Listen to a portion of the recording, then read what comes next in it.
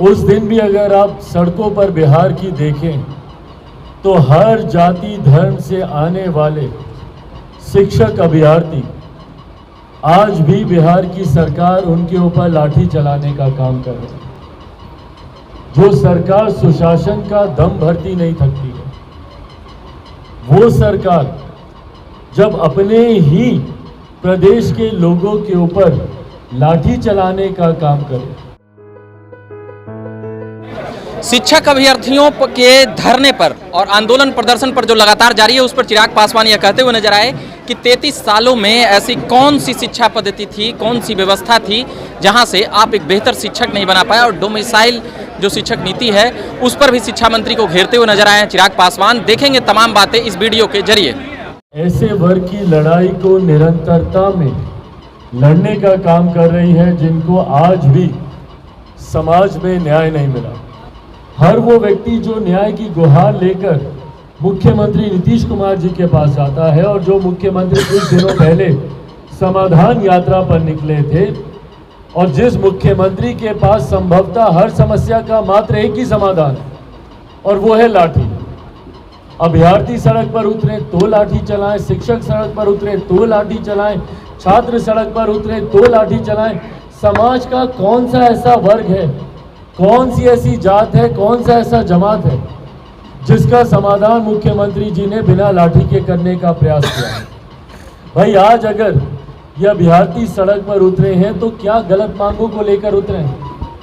भाई मुख्यमंत्री जी, आपको यकायक आपकी एक ज्ञान प्राप्ति हुई या आपकी महत्वाकांक्षाएं जागी और आपको लगा कि अब आपको देश का प्रतिनिधित्व करना है, विपक्ष का आपको नेतृत्व करना है।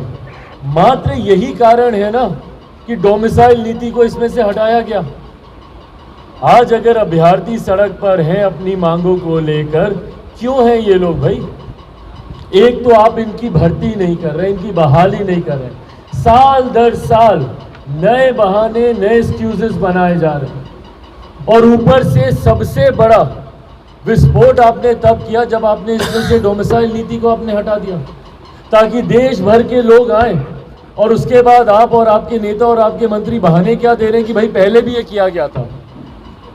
2011 या 2012 की ये लोग बात करते हैं। भाई उस वक्त नियोजन पर था, नियोजक शिक्षकों की जब आप बहाली कर रहे थे, कोई दूसरे प्रदेश का उसके लिए ललाहित नहीं होगा। क्यों कोई आके नियोजन पर यहाँ बिहार में काम करना चाहेगा? पर आज जिस भर्ती का जिक्र हो रहा है उसको सरकारी कर्मचारी का दर्जा दिए जाने की बात है, और उसमें आप डोमिसाइल नीति को आप हटा रहे हैं।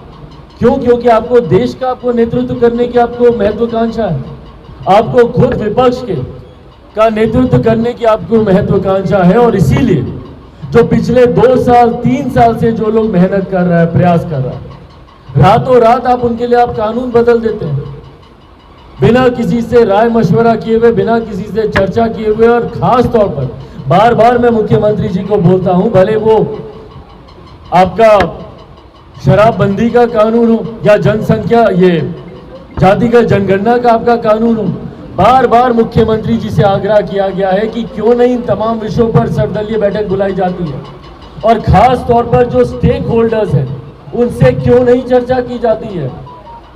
जिन अभ्यर्थियों को आपने लगातार फंसा के रखा हुआ है, कभी सीटेट कभी बीटेट के माध्यम से आप परीक्षा देकर आइए, और आज आप उनको बाद में आप उनको बोलते हैं कि भाई बीपीएससी के माध्यम से होगा। चलिए वहां तक भी स्वीकार है, पर कम से कम इसमें डोमिसाइल नीति को तो आप इसको अपना के रखिए। जिस तरीके से आपने देश भर के लोगों को इसमें आमंत्रित कर लिया कि वो आए और इस परीक्षा में बैठ सकते हैं, तो उसमें बिहारी कहां जाएगा? भाई क्या बिहारी से मजदूरी करने के लिए ही बनेगा? और क्या बोलते हैं भैया इनके शिक्षा मंत्री कि वो सक्षम नहीं है, उनमें क्षमता नहीं है। पिछले 40 सालों में आपने ऐसे छात्र पैदा नहीं किए जो शिक्षक बन सके, और अगर नहीं पैदा किए तो इसका जिम्मेदार कौन है? मुख्यमंत्री नीतीश कुमार जी, बताएं ना। आज सरकार में जो लोग बैठे हैं, 33 साल से आप लोग की सरकार है, अगर 33 साल में बिहार की शिक्षा नीति इतनी बेहतर नहीं हुई कि बिहार के छात्र वो शिक्षा, वो तालीम हासिल करें कि कल को वो बिहार के शिक्षक बन सके, तो इसका जिम्मेदार कौन है? जवाबदेही किसकी बनती है भैया? सरकार में वही लोग बैठे हैं जो पिछले 33 साल से सरकार का हिस्सा है। आज उन्हीं के समर्थन से सरकार चल रही है भैया। तो किसके गिरेबान में आप झांकने का प्रयास कर रहे हैं भाई? या तो आपने गलती की, 2005 से लेकर अभी तक आप मुख्यमंत्री हैं, या जिनके साथ आप सरकार चला रहे हैं उनसे पहले उसी दल के नेता मुख्यमंत्री रहे। तो अगर आज भी अगर बिहार में शिक्षा के हालात इतने बदतर हैं, जो कि हैं, प्राथमिक शिक्षा आपने बर्बाद करके रख दी है, और इनके शिक्षा मंत्री बिहारियों का ही अपमान करने पे तुले हुए हैं।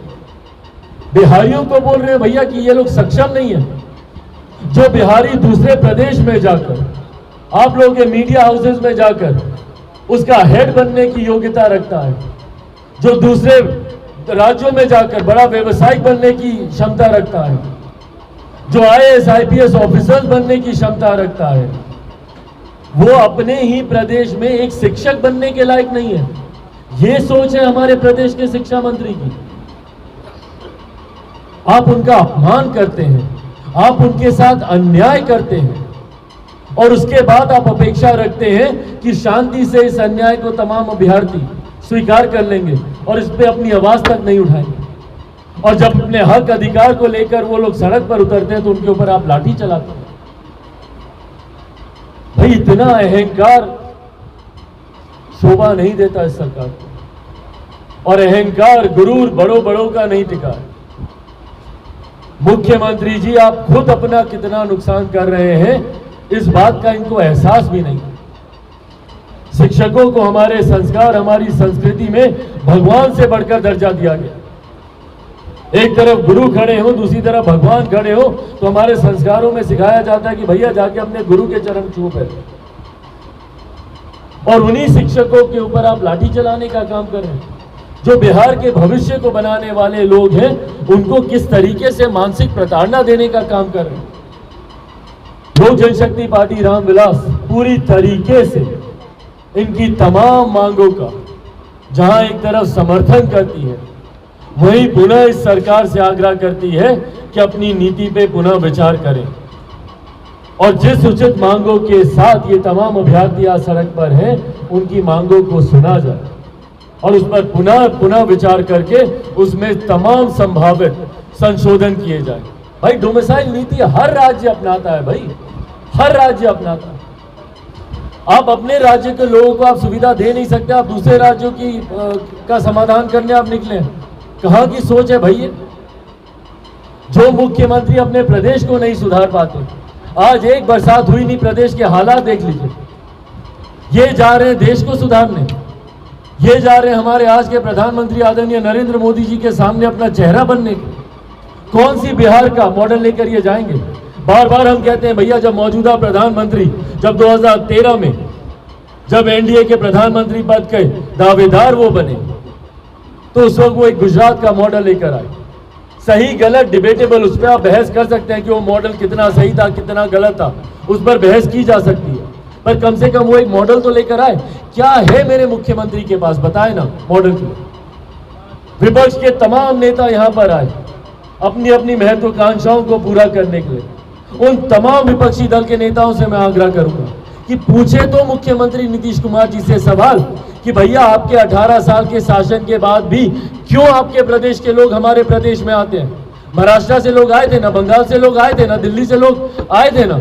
पूछे ना वो लोग कि क्यों आपके प्रदेश के लोग हमारे प्रदेश में आते हैं रोजगार के लिए, शिक्षा के लिए। क्यों 18 साल से आपके मुख्यमंत्री होने के बाद भी आपके प्रदेश का पलायन नहीं रुकता? क्यों आपके प्रदेश में आईटी जॉब, आईटी सेक्टर नहीं लगते? क्यों आपके प्रदेश में कारखाने नहीं खुलते? क्यों ये सवाल नहीं पूछते दूसरे दल के नेता? बिहार में आके बिहार की अर्थव्यवस्था, बिहार का इंफ्रास्ट्रक्चर वो लोग देख कर गए हैं। क्यों नहीं वो सवाल पूछते मुख्यमंत्री जी से कि आप देश का नेतृत्व करने का आप सपना देख रहे हैं, पर क्या लेकर जाएंगे आप जनता के बीच में?